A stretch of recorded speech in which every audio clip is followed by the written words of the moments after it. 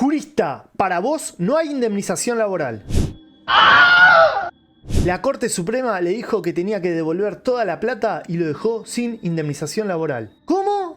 ¡Odio ser pobre! ¡Lo odio! ¡Lo odio! Imagínate, vos sos un abogado laboralista, estás recontento, hiciste un gran caso, no sabés lo bien que llevaron este caso y de repente ganás primera instancia, ganás segunda instancia. Y 5 años después de que el trabajador cobra, viene la corte y dice: devolvé la plata, perdiste. ¿Qué? ¿Puede pasar esto? Ese día algo cambió dentro del Otso. Algo se quebró. ¿Querés conocer un caso que se enseña en la Facultad de Derecho? ¿Querés conocer qué dice el artículo 27 de la Ley de Contrato de Trabajo? ¿La Corte Suprema de la Justicia de la Nación se puede equivocar? ¿Conoce derecho laboral? ¿Acaso existe la justicia? ¿O es solo un deseo, una fábula, una expresión de deseo que nos cuentan los medios? ¿Será que la Corte Suprema responde a intereses económicos? ¿Estás loco, jurista? ¿Qué estás diciendo? ¿Te van a cerrar el canal? No te preocupes, jurista, porque en el video de hoy vamos a hablar de argumentos jurídicos a favor, en contra. Esto no es un canal de chismes. No, yo quería chismes. Por eso, en la clase de hoy vamos a seguir con la Ley de Contrato de Trabajo comentada. Y hoy vamos a ver para qué sirve el artículo 27 de la Ley de Contrato de Trabajo y mucho más, porque también vamos a ver el fallo Rica, el nefasto fallo Rica de la Corte Suprema de Justicia de la Nación, o no tan nefasto, o sí, tan nefasto. Eso me lo vas a decir vos después de ver este video. Simpson, usted es diabólico. Y antes de empezar, jurista, te tengo que agradecer a vos que sos miembro de la Academia de Juristas, que aportás muy poquito todos los meses, y gracias a vos este video y todos los videos de la Academia de Juristas que son exclusivos y que están buenísimos son posibles. Así que te quería agradecer a vos. Si viniste. Porque gracias a vos, además de hacer estos videos en YouTube, puedo hacer clases casi todos los martes del año a las 7 de la tarde, donde respondo tus preguntas, donde te enseño a ser laboralistas, donde te doy mis modelos de demanda, de intercambio telegráfico, mis liquidaciones, te enseño paso a paso todo lo que necesitas saber para ser un gran laboralista. Y no solo eso, sino que tenés acceso al gran liquidador que acabo de crear, que vos ponés los datos, ponés generar liquidación y adivinás qué pasa, jurista. Te genera una liquidación hermosa, pero no solo una hermosa liquidación, sino que te lo explica todo paso a paso. Esto es increíble, jurista. Y encima no solo te lo explica todo paso a paso, sino que haces clic acá y te baja toda la liquidación explicada paso a paso para que copies y pegues en tu demanda. Pero esto está increíble y no termina todo acá. Porque si haces clic acá en exportar para Excel, también te baja un Excel donde está todo explicado. Pero esto es increíble para que vos trabajes como un gran laboralista y hagas todo rápido. Porque, jurista, hiciste clic en el lugar indicado. Empecemos con el video. Peter Parker. Y antes de meternos en este gran fallo de la Corte Suprema de la Justicia de la Nación, repasemos un poco qué dice la Ley de Contrato de Trabajo en el artículo 27, porque ese es el tema de hoy básicamente. El artículo 27 habla de la figura del socio empleado y dice: las personas que, integrando una sociedad, presten en esta toda su actividad o parte principal de la misma en forma personal y habitual, con sujeción a las instrucciones o directivas que se les impartan o pudieran impartírseles para el cumplimiento de tal actividad, serán consideradas como trabajadores dependientes de la sociedad a los efectos de la aplicación de esta ley, de la Ley de Contrato de Trabajo, y de los regímenes legales o convenciones que regulen y protejan la prestación de trabajo en relación de dependencia. Me caigo y me levanto. Antes de seguir, quiero aclarar esto. Básicamente, la Ley de Contrato de Trabajo nos da otra herramienta antifraude, como vimos cuando vimos el video del artículo 14, donde básicamente decimos que lo que importa es la realidad, porque lo que trata de la ley es prevenir el fraude y proteger al trabajador. Porque ¿qué pasó en la historia argentina? En la historia de la humanidad decían: che, no lo voy a contratar a este, lo voy a hacer figurar como socio, así no le pago un peso de cargas sociales, de indemnización, de aguinaldo, de vacaciones, nada, y lo hago figurar a mi trabajador como socio, para evadir las normas fiscales, laborales, previsionales, etc. Y esto no se puede hacer. Una de las razones es esta del artículo 14. Y acá, expresamente, el artículo 27 nos dice: ojo, ojo, jurista, no importa que en la formalidad vos seas un socio, si en verdad vos te comportás te ves, olés como trabajador, si lo que hay en la primacía de la realidad, si lo que hay en el día a día del contrato de trabajo es en realidad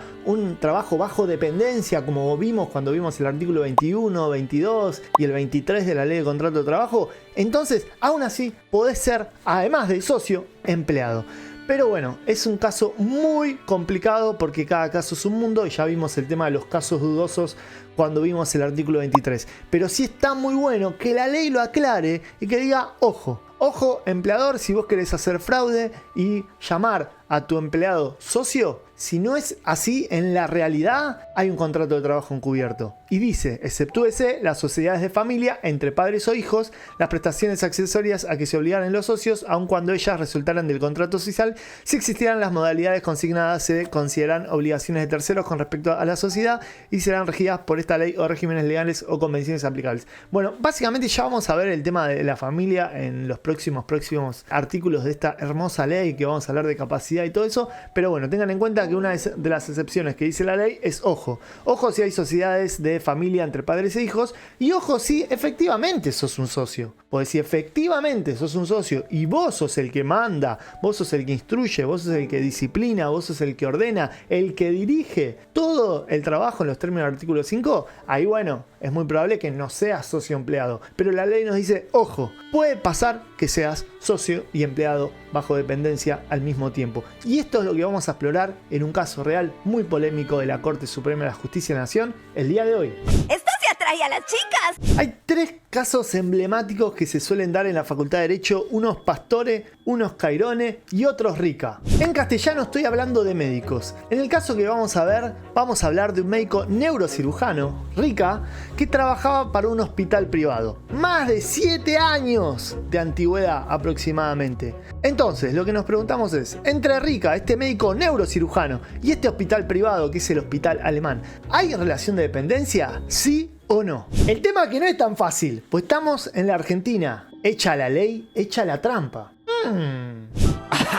Sí, como si esas cosas pasaran. Por lo tanto, no es que pasó como en las películas cuando ustedes ven Grey's Anatomy o algo así, que aparece Dexter, el neurocirujano, y ustedes saben que es un trabajador del hospital. No, acá es distinto en la Argentina. Por esa razón, jurista, ahora te va a explotar un poco la cabeza. No te preocupes que este cuadro, que es un caos, ya lo voy a explicar mejor. Pero tené en cuenta que todo empieza con el médico neurocirujano que presta tareas en el Hospital Alemán y que todos los días va y que todos los días opera a alguien en el Hospital Alemán y que el Hospital Alemán está habilitado para hacer operaciones básicamente. Pero cuando le pagan, no le paga directamente el Hospital Alemán. Lo que le obligan a hacer a este médico es facturar, ser monotributista y hacerle algunas facturas al Hospital Alemán y otras facturas a una asociación civil. Ese sería el entramado. Entonces, vos tenés un paciente que es un afiliado al Hospital Alemán, a la prepaga del Hospital Alemán o a cualquier otra prepaga o obra social con convenio con el Hospital Alemán, que cuando necesita operarse o una consulta va, llama al Hospital Alemán, ve la cartilla y dice quiero ir con este médico, saca turno y ahí lo atiende nuestro trabajador. Y el trabajador le dice, che, me parece que estás para cirugía. Y agarra ese médico y reserva el quirófano para hacer la operación, etcétera, etcétera. Y cuando tiene que cobrar, ese médico hace una factura, que ya la vamos a ver que ni siquiera la hacía él, pero bueno, hace una factura y la cobra otra entidad, que ya vamos a ir analizando qué hace esta entidad en todo esto, pero vamos a verlo a través de la prueba testimonial. Y además, el trabajador dice, che, pará, acá hay un presidente, un director de esta asociación de médicos, entonces también lo voy a demandar por trabajo no registrado, porque hay fraude laboral, como vimos en 88 videos de este canal sobre el monotributo fraudulento. Y una de las cosas que se alega es, hey, acá hay una interpósita persona, porque en realidad la finalidad del hospital es la de atender los pacientes básicamente, y esta asociación no tiene estructura propia, no tiene entidad propia, es una interpósita persona ficta en los términos del 29 y del 14, que el próximo video es el artículo 29, así que vamos a profundizar todo eso. Pero básicamente es un sujeto que lo único que hace es cobrar, es recibir plata, es ser intermediario. En realidad el que se beneficia de mis tareas es el Hospital Alemán. Por eso el trabajador, en este caso en concreto, demandó al hospital. demandó a esta asociación y demandó al presidente de la asociación por responsabilidad del presidente, o sería el director, el socio gerente, etcétera, etcétera, que también ya lo vamos a ver. Y lo que vamos a ver es este caso en concreto. Vamos a ver todos los detalles de este caos para entenderlo bien. ¿Por qué? Hay jueces que le dijeron, ¿te corresponde indemnización? Y después vino la corte y te dijo, no te corresponde indemnización.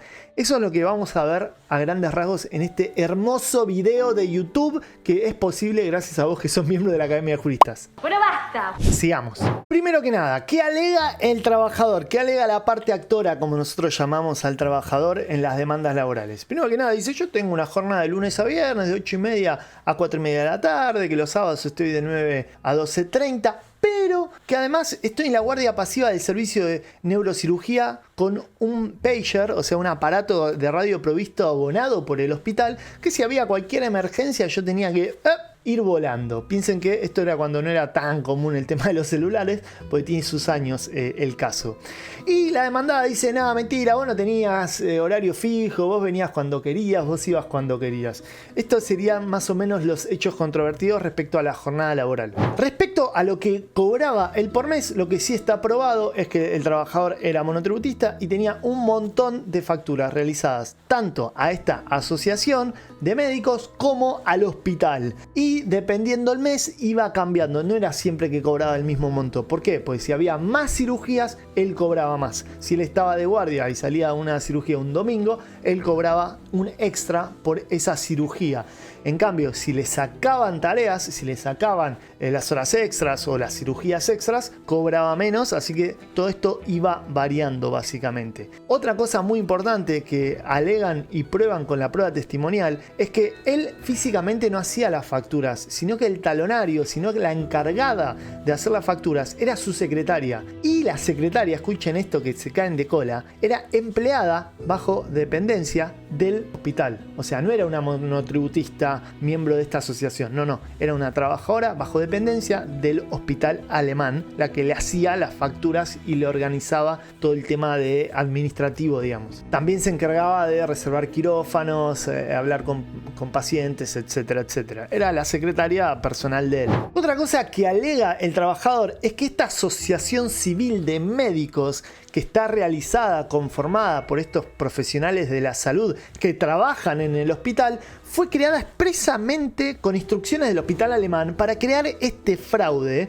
básicamente. Y denuncia que es una pantalla, que no tiene organización propia, que no desarrolla ninguna actividad médica o comercial, más que ser de alguna manera como el apéndice del hospital alemán. Y no es que tiene su propio hospital propio o sus reglas propias, etcétera, etcétera. Y ahora presten mucha atención, porque una de las cosas más polémicas de este caso tiene que ver con que, además de crear esta sociedad, el hospital, y mejor dicho, esta sociedad, creó una guía de actividad del cuerpo de profesionales del hospital alemán.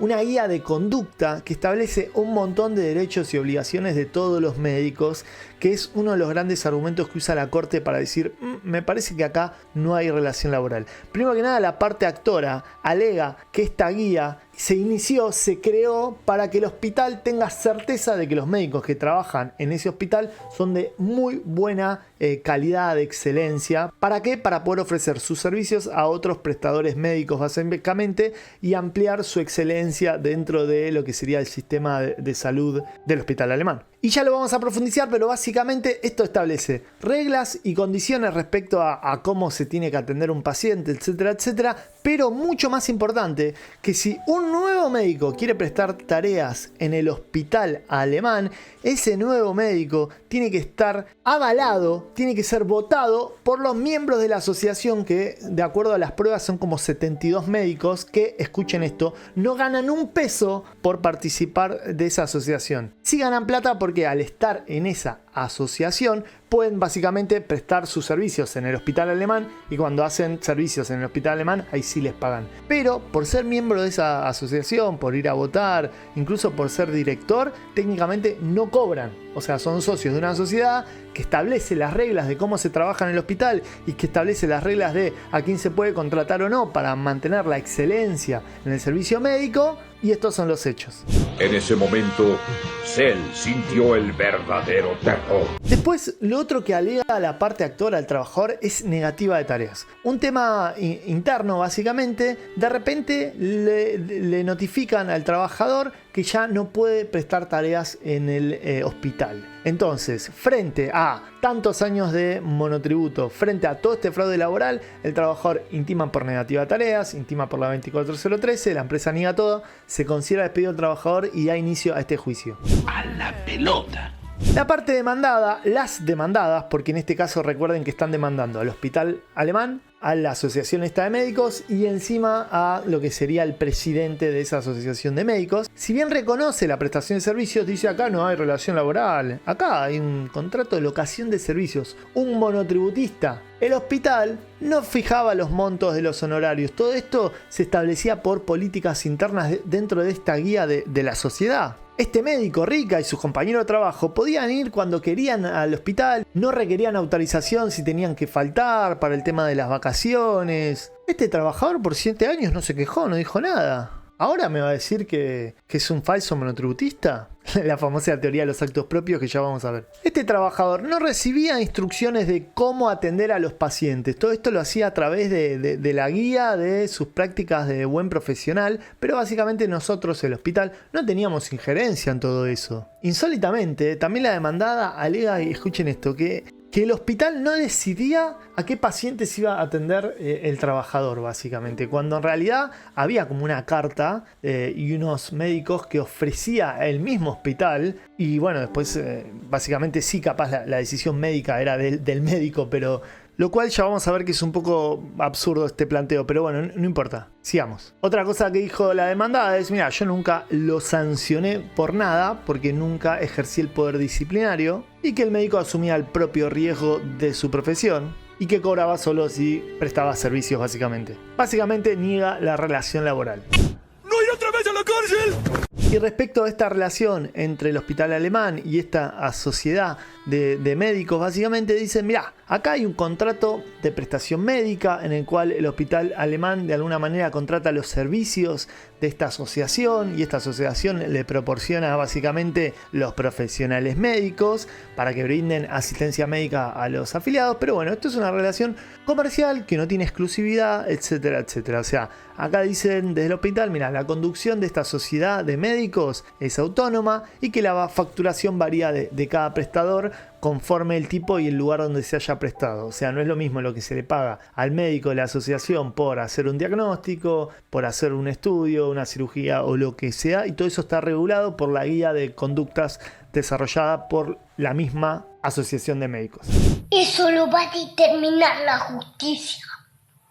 Además, como prueba, aportan todas las actas de las asambleas realizadas en esta asociación médica y todos los distintos contratos entre esta asociación médica y los distintos prestadores médicos que tienen convenio con el hospital alemán, básicamente. Y acompañan con el tema de la prueba informativa esta guía de la actividad del cuerpo profesional del hospital alemán. O sea, el hospital alemán quería muy buenos médicos, quería médicos calificados, entonces creó de alguna manera esta guía, que en realidad técnicamente no la creó el hospital alemán, sino que lo creó esta asociación de médicos, la cual técnicamente dicen que tampoco es un sindicato, es una asociación civil sin fines de lucro, básicamente.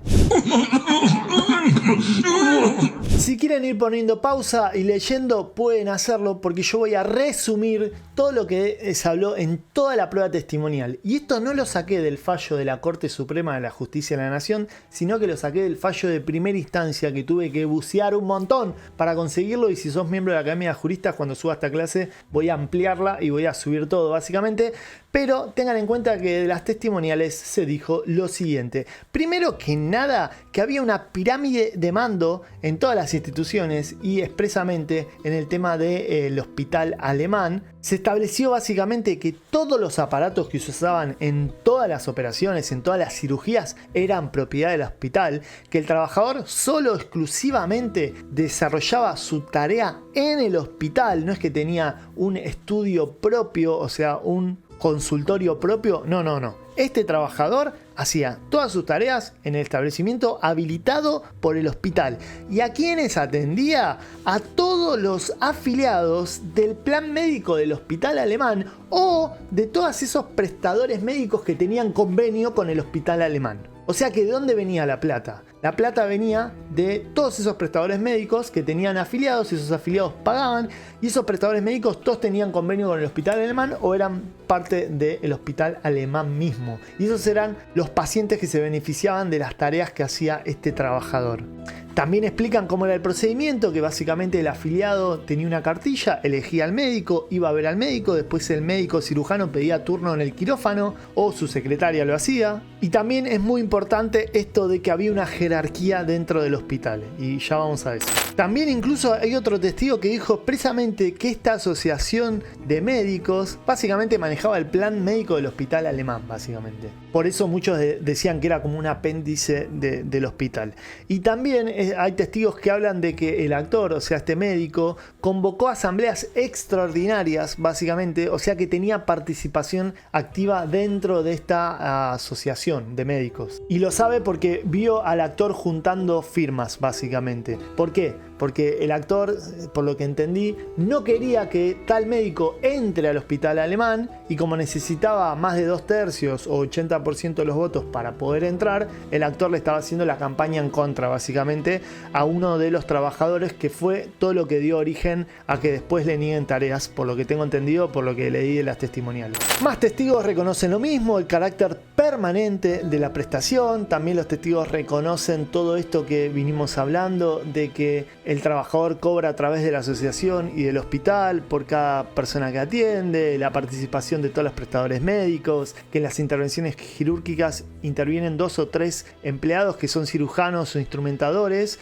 básicamente que son todos empleados del hospital o de esta asociación, básicamente. También vuelven a hablar del tema de la jerarquía dentro del hospital, como que no son todos los médicos lo mismo, sino que hay una jerarquía dentro del sector neurocirugía, etcétera, etcétera. Después, uno de los testigos, básicamente de la parte contraria, de la parte demandada, explica que esto es algo que le hacen a todos los médicos, explican que no hay exclusividad, explica que algunos médicos incluso atienden en su consultorio particular, explican todo esto de la cartilla, del afiliado, que el afiliado puede llamar tanto al hospital como a esta asociación para acceder directamente a las cartillas de prestadores, porque es esta asociación básicamente quien autoriza a estos prestadores, o sea, a los médicos. Este testigo de la demandada dice que cada médico puede determinar libremente su atención a los pacientes, que la única obligación que tiene básicamente es notificar todo cambio, modificación, horario, lugares de atención, teléfono, etcétera, pero que ellos básicamente pueden decir si trabajar a la mañana o a la tarde, etcétera, etcétera. Ello siempre y cuando se sigan los reglamentos de esta asociación. Y lo que me encantó de este testigo es que, a pesar de ser de la parte demandada, también explica que esta asociación está compuesta de 72 socios, los cuales están representados por comisiones, por 10 miembros que son ad honorem, o sea que no cobran, que duran en su cargo como 2 años, se renuevan por mitades, que hay un órgano de administración compuesto por 5 miembros, etcétera, etcétera, que son elegidos por Asamblea General de los Socios anualmente. Es una asociación que está para defender básicamente los intereses de los médicos dentro del hospital, y que cada socio, digamos, paga una cuota de afiliación. Y que el trabajador era miembro de esta asociación, ¿no? ¿Y por qué me sorprende tanto que sea ad honorem? Es que, ¿qué tan socio sos si sos miembro de una sociedad sin cobrar salario? No sé, vuela raro, ¿no? ¿O soy yo? Después, otros testigos básicamente ratifican esto de que el 80% de los miembros de la asociación, o sea, de esos 72 médicos, más o menos el 2/3 o el 80%, dependiendo del testigo, va cambiando el relato, tienen que aprobar cada vez que entre un nuevo miembro a esa asociación. Y este testigo ratifica todo esto que vimos encima. Es muy loco el tema de que el trabajador tenía que hacer facturas, pero que no los hacía él, sino que los hacía su secretaria, que su secretaria era empleada del hospital, una tal Norma, que básicamente cumplía las funciones de reservar quirófanos, de facturar tanto a la asociación como a la sociedad de esta asociación de médicos. Hacía un resumen de quién trabajó, cuánto trabajó, todos los trámites burocráticos, etc. etcétera, etcétera, etcétera. Afirma todo esto de que sí había jerarquía dentro del hospital y había superiores inmediatos. ¿Por qué destaco todo esto de la jerarquía? Porque básicamente si vos tenés a alguien empleado jerárquico arriba tuyo, quiere decir que seguís órdenes. Porque si vos sos un socio, que vos hacés lo que querés, creás, descreás, ponés precios o lo que sea, no tenés un superior jerárquico. Si sos tu jefe, sos tu propio jefe. No tenés un empleado jerárquico por encima. Vaya, no encuentro fallas en su lógica. Y otros testigos básicamente ratifican todo lo que estuvimos diciendo y hablan un poco de este caos, de este conflicto que el médico no quería que entre el otro, etcétera, etcétera, etcétera, pero no me quiero ir de tema. Solo quería destacar esto que todo el mundo sabía, que el Dr. Rica tenía una resistencia contra el ingreso de otro nuevo equipo al hospital, básicamente porque él sentía que lo estaban vaciando de tareas, una cosa así. Y otros testigos ratificando todo esto, básicamente que la idea de esta asociación es garantizar una excelencia, prestación de servicio de medicina, básicamente, y clasificar si aceptan o no un médico para no aceptar a cualquiera, básicamente. Bastante elitista de la cosa. ¡Qué buen servicio! Antes de seguir con esto de las sentencias, me gustaría destacar que en este caso en concreto el actor ni siquiera tenía consultorio propio. O sea, todos los medios instrumentales, el lugar físico, el cuchillo con el que corta, el cuchillo le mandé, el bisturí y todo eso era propiedad del hospital. Entre las 160 acusaciones graves destacan realizar una cirugía mayor con un cuchillo y un tenedor de un restaurante de mariscos. Pero los limpié con la servilleta. Y no te preocupes si todavía no entendiste bien los hechos, porque son un caos los hechos. Pero no te preocupes, porque ahora lo vamos a ver con las sentencias y te va a quedar todo más claro. La sentencia a primera instancia es un espectáculo, está muy buena. Tiene algunas cosas con que toma una remuneración inferior y después el tema de la responsabilidad solidaria y todo eso. Pero en principio dice cosas que me gustaría destacar para que entendamos cómo todo lo que vimos en los anteriores videos se aplica en casos concretos. Básicamente entiende que hay relación de dependencia y para fundamentar todo esto dice cosas como que se acreditó la prestación de servicios por parte del actor en este hospital y que la naturaleza de la actividad propia y específica del hospital alemán es básicamente esto de prestar los servicios de salud y es lo que hacía el trabajador. O sea que hay una coincidencia clara con la naturaleza de la actividad específica y propia del hospital con los servicios que prestaba el trabajador. Y básicamente también alega que esto era exclusivo, con lo cual convierte operativo el mismísimo artículo 23, que como vimos en el artículo 23, para que juegue esta presunción yo no tengo que probar la existencia de la relación de dependencia, yo tengo que probar la prestación de servicios y ahí se presume la existencia del contrato de trabajo. ¡No contaban con mi astucia! Y otro punto que usa que me parece re importante es que dice esto de que hay una colaboración permanente, hay un vínculo continuado por muchos años básicamente y hay una evidente jerarquización entre el jefe del médico básicamente y todos los procedimientos que tienen que ver con eso, con la organización del trabajo. Y la sentencia aclara que aunque vos llames honorario lo que es remuneración, va a seguir siendo remuneración y aunque vos digas que no existe dependencia técnica, aún así puede haber dependencia jurídica. Respecto al monotributo y todas las facturas que se emitían, básicamente dice que aunque las partes hayan calificado y hayan dicho que esa relación era una alocación de servicios, si en verdad hay una relación bajo dependencia, en la realidad se va a tomar como una relación bajo dependencia porque se aplica el principio de primacía a la realidad.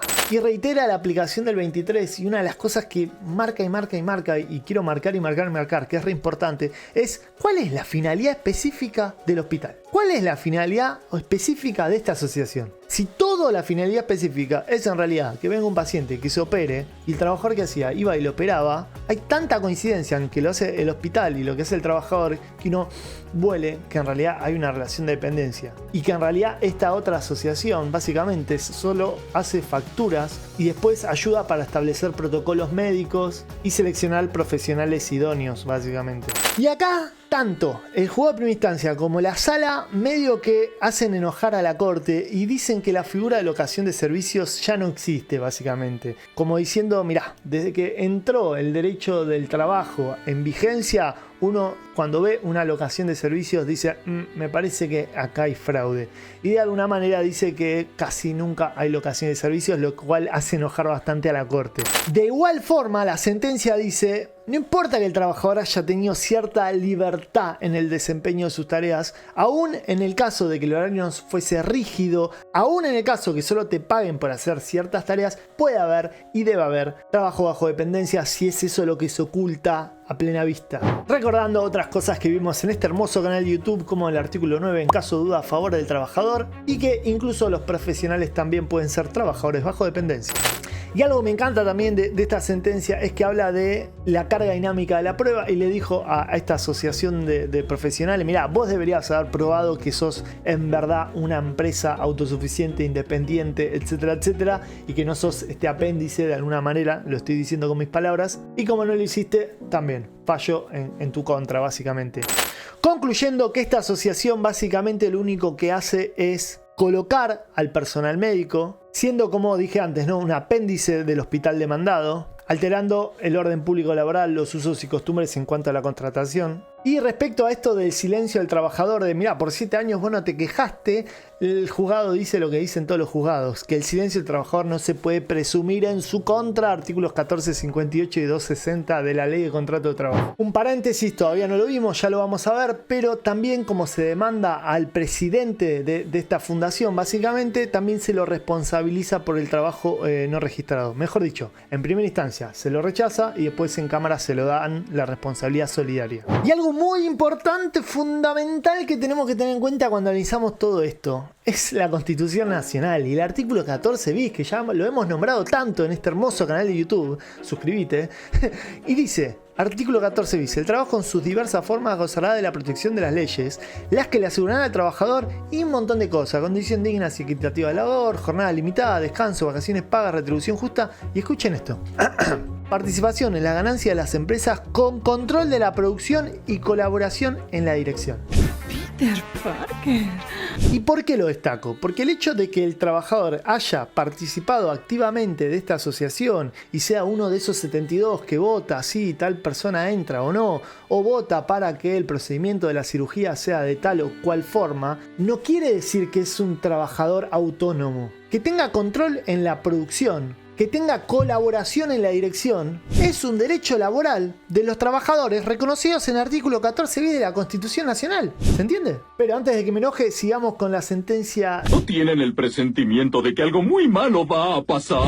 Como veníamos diciendo, la mismísima Sala 7, con esa hermosa composición de esa época, básicamente confirma todo lo que se había dicho, pero además también condena al presidente de la sociedad en los términos del 59 y 247 de la Ley de Sociedades, que tiene que ver cuando hay trabajo no registrado y uno puede darle responsabilidad al presidente de la SA o el socio gerente de la SRL, etcétera, etcétera. Pero bueno, no es el tema del video, pero suscríbete porque ya lo vamos a ver. Peter Parker. ¿Y recuerdan que tanto la sentencia de primera instancia como la Cámara había dado a entender que la mayoría de civilistas estaban de acuerdo que ya no existe más el contrato de locación de servicios porque solo se usa para hacer fraude? Bueno, a la Corte no le gustó esto. ¿No tienen el presentimiento de que algo muy malo va a pasar? Primero que nada dice, sí, el contrato de locación de servicios sí existe y está regulado en el Código Civil actual y en el anterior, básicamente. Y la Corte dice, el artículo 23 de la Ley de Contrato de Trabajo admite prueba en contrario. Y en este caso en particular, ustedes, magistrados de primera instancia, actuaron con una sentencia arbitraria porque no tomaron en cuenta detalles de la relación comercial entre las demandadas. No tomaste en cuenta que el trabajador, que el actor, que el médico era miembro, socio de esta sociedad. No tomaste en cuenta que esta sociedad es la que redactó la guía de la actividad del cuerpo profesional del hospital alemán, que establece las reglas de cómo se tiene que manejar el trabajador y todos los profesionales de la salud. No solo eso, sino que, como dijimos antes, esta sociedad es la que determina si se puede aceptar o no a tal médico. Más allá de que después se tiene que elevar a la dirección médica del hospital alemán. Pero bueno. Y el actor, el médico, al ser miembro de esta asociación, también tenía injerencia directa en la organización de esa asociación, del funcionamiento del hospital y de la selección de personal. Y la Corte dice, el hospital alemán no estaba facultada unilateralmente para modificar cómo era la modalidad esencial del contrato de trabajo en relación a cómo se tenían que hacer las cosas. Patrañas. Y acá la Corte dice que como que la forma de pago, el monto y todo eso era determinado básicamente por la guía, o sea, por la asociación. Y como el trabajador era parte de esa asociación, de alguna manera él determinaba su salario. Raro, ¿no? ¿Medio rebuscado? ¿O les parece que está bien? Dicho de otra forma, que esta guía también establece cómo se van a distribuir los honorarios entre todos los médicos, entre esos 72 médicos. Este es un cuadrado ordinario. Oye, despacio, cerebrito. Para resumir un poco lo que dice la corte, dice: mirá, acá no hay relación de dependencia porque el trabajador tiene facultades de organización. Los trabajadores tienen facultad de organización porque tienen injerencia en los medios de selección de personal y porque tienen injerencia en cómo establecer los pautas y procedimientos médicos. Por el tema de la forma de pago, porque el actor era monotributista y emitía facturas no correlativas. También mencionó cosas insólitas como que la AFIP hizo una inspección y dijo que no había relación de dependencia. Entonces, bueno, lo que dice la AFIP, palabra santa, es un chiste, ahora lo vemos lo de la AFIP. A ello le agregó la corte que el trabajador no probó que se haya tomado las vacaciones. Ahora lo vemos eso. Que otros compañeros de trabajo podían atender en consultorios externos, lo cual no era el caso del trabajador, pero bueno. Y además agregó el tema de que no había un horario propio, que muchos testigos básicamente dijeron que el trabajador podía organizar sus horarios. Y a continuación voy a tratar de pegarle, pero con mucho amor jurídico, a este fallo de la Corte Suprema.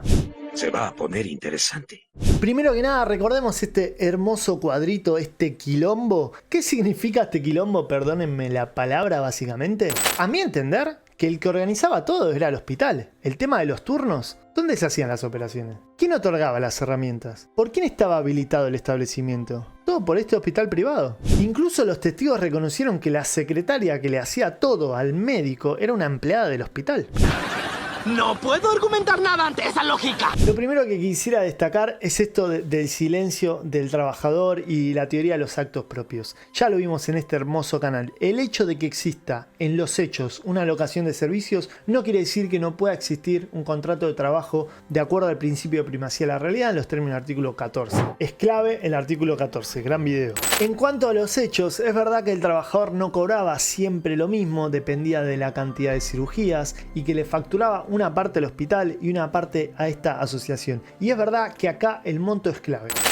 Pero, ya lo vimos en este hermoso canal de YouTube. El artículo 104 de la Ley de Contrato de Trabajo permite que el salario se fije por tiempo o por rendimiento o por unidad de obra o por participación en las utilidades, como decía el mismísimo artículo 14 bis. Y acá tengo otro fallo de otra Corte Suprema que dice básicamente que la asunción de un riesgo para poder cobrar no es incompatible con las normas que rigen el derecho al trabajo. O sea, el hecho de que te paguen por operación no quiere decir que no exista contrato de trabajo. Y respecto al monto también es un poco polémico, porque qué tanta decisión, qué tanto poder tenía él siendo un médico de 72 médicos con toda la presencia del hospital alemán para regular sus honorarios. Él no podía decir, che, de ahora más yo las cirugías las voy a cobrar 38 mil millones de pesos. O sí podía, técnicamente no, porque era un miembro de 72 de una asociación que en realidad, como muchos testigos dijeron, era un apéndice del mismísimo hospital alemán. No lo sé, tú dime. Respecto a la inspección de la AFIP, tengan en cuenta que de acuerdo a la Constitución Nacional, la jurisdicción la tiene el Poder Judicial. O sea, la AFIP tiene la facultad de hacer una inspección y determinar, mirá, acá hay trabajo no registrado, sí o no, pero en realidad lo que es vinculante es lo que dice el juez, no lo que dice una autoridad administrativa del trabajo. La palabra del juez es lo que marca, la importante, la clave. Esto no era parte del trato. Respecto a consultorios externos propiedad del trabajador, muchas cosas tenemos que decir. Primero, en este caso Rica se probó que no pasó. Después, quería destacar que durante 1.000.000 de años PAMI hacía algo muy parecido y al final terminó registrando a todos los trabajadores como trabajadores dependientes, a los médicos de cabecera, porque se demostró que todo esto era un fraude. O sea, lo que quiero destacar es que aun cuando el consultorio es externo, si los únicos que van a ese consultorio son afiliados de ese prestador médico, ahí hay un super fraude. Una cosa es tener un consultorio externo, propiedad del trabajador médico que atiende a millones de prepagas, etcétera, etcétera, y una cosa es cuando tiene exclusividad, como pasaba en el PAMI o como podría llegar a pasar en cualquier caso de la vida real. O sea, ¿es un hecho importante que haya consultorios externos o no que sean propiedad del trabajador? Sí, pero en este caso ni siquiera pasó porque nadie probó eso y al contrario, los testigos dijeron lo contrario. Pero sepan que en la realidad, aún en casos donde el consultorio consultorio externo era propiedad del trabajador, si solo se beneficiaban afiliados de este prestador médico, en este caso el PAMI, se pueden ganar los juicios laborales igual.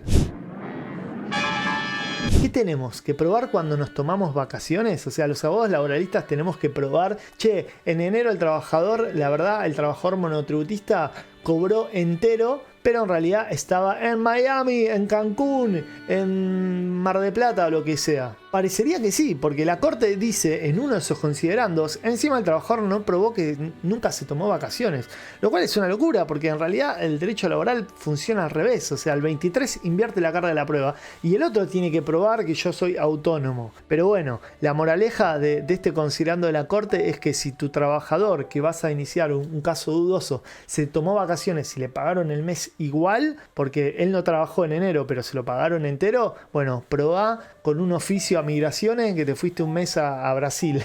Te va a servir para los efectos del caso en concreto para demostrar que hay fraude, porque en la locación de servicios no hay derecho a vacaciones técnicamente. ¿Acaso no lo viste venir? Hago un mini paréntesis, también otra cosa que se podía discutir es el tema del seguro de mala praxis, porque en este caso salió después como un hecho nuevo, pero el hospital alemán básicamente era el tomador de un seguro de mala praxis por si el doctor Rick hacía algo mal, básicamente. Y en ese seguro se lo reconocía como médico en relación de dependencia. Bueno, es medio contradictorio todo, pero bueno, tengan en cuenta que todo esto salió después. A lo que voy es que es importante que investiguen, ¿hay seguro de mala praxis a favor de quién? ¿Quién lo tomó? Porque esto va a probar que la prestación de servicios, básicamente. Algo anda mal. Entonces, el artículo 23 es muy importante, es clave. Te lo van a tomar en el parcial jurista, te lo van a tomar en la vida real, pero en la vida real no es tan fácil de aplicar como vimos recién, porque es una presunción que admite prueba en contraria. Te recomiendo ver este video también. En caso de duda a favor del trabajador, incluso en materia de prueba, ojo, es en caso de duda. Y acá, jurista, me voy a poner polémico. ¿Esto es una decisión jurídica o política la de la Corte Suprema? ¿No es esto lo que todos nos preguntamos en la vida? Recordemos que la Corte Suprema de la Justicia de la Nación en principio no es una instancia ordinaria. O sea, lo que se trata en principio son cuestiones federales. O sea, cuando una ley es inconstitucional porque afecta a la Constitución Nacional, o es inconvencional porque hay un tema con tratados internacionales, cuando hay una cuestión federal de fondo. En principio no se tiene que meter la Corte Suprema en cuestiones de derecho común. Esto también lo tiene dicho la mismísima Corte en fallos como Benítez con Plataforma Cero, como dice, mirá, cuando la Corte se metió en el artículo 30 no se debería haber metido, etcétera, etcétera. Es un lío, no te preocupes, después lo vamos a ver. Lo que quiero concluir es que en principio llegar a la Corte Suprema no es una tercera vía, sino que es algo excepcional. ¿Cuándo? Cuando hay una sentencia arbitraria. En este caso, lo que consideró la Corte es que existió sentencia arbitraria porque el juzgado de primera instancia y segunda instancia no vieron prueba fehaciente y decisiva para resolver respecto a la injerencia de estas sociedades. Pero para mí, si vos me preguntás, jurista, esto no entiendo, todo lo que me enseñás dice que hay relación de dependencia y de repente viene la Corte y dice que no. Bueno, la respuesta para mí está en la pantalla. La Corte en el 2009 creó una unidad para analizar el impacto económico de sus sentencias. O sea que muchas de las sentencias de la Corte Suprema de la Justicia de la Nación tienen en cuenta cuál va a ser la consecuencia económica de decir A o decir B. En este caso había un montón de médicos de la más alta jerarquía dentro de un hospital, pues son los salarios más altos, que todos estaban como monotributistas. En una de las pruebas testimoniales uno dice que había más de 800 incluso solamente en este grupo de médicos, de prestadores, y todos como monotributistas. Entonces, para mí, yo huelo que la Corte en realidad lo que tenía miedo es que aparezcan 1 millón de juicios de médicos reclamando lo mismo, reclamando que eran falsos monotributistas, que había un fraude y que se escondía una verdadera relación laboral. ¿Qué rayos es eso? Así que te pregunto, ayúdame, para vos, ¿la decisión jurídica tomada por la Corte es correcta o parece una decisión política basada en intereses económicos? ¿Faltan laboralistas en la Corte Suprema de la Justicia de la Nación? Pudiste haber sido más sutil. Y para vos que te quedaste hasta el final, mirá estos datos. La sentencia de primera instancia es el 2012. Un año después, en 2013, la Cámara confirma. Pero en el 2018, o sea, 5 años después, la Corte da vuelta y deja sin efecto la sala anterior. Pero el trabajador ya había cobrado. O sea que después, en la ejecución ejecución, tuvo que pagar lo que ya había cobrado. Y encima, cuando le dijeron que vuelva a pagar, era sin intereses. O sea, los intereses empezaron a correr cuando en la ejecución se determinó cuánta plata tenía que devolver. O sea que hasta esos 5 años fueron sin intereses. Dato curioso, ¿eh? O sea que a Rico lo dejaron sin indemnización, pero bueno, cobró una parte, después tuvo que devolver, pero con 5 años de inflación en la Argentina, capaz salió hecho. Pero bueno, técnicamente tuvo que devolver la plata. Estoy feliz y enojado. Y sé, jurista, que fue un video extenso y que te va a dejar pensando mucho, pero si te gusta pensar en derecho laboral argentino, cómo se aplica en la realidad, qué necesitas saber para ser un gran laboralista, te espero acá, en la Academia de Juristas. Y si te gustó este video, no sabes los videos que se vienen que están buenísimos sobre el 29, el 29 bis, el 30, el 31 y todo eso de la ley de contrato de trabajo comentada. Yo soy el doctor Esteban Diego de Albuquerque y soy jurista. Y vos hiciste clic en el lugar indicado. Nos vemos en el próximo video. Muchísimas gracias, doy clases los Martes. No cobro mucho.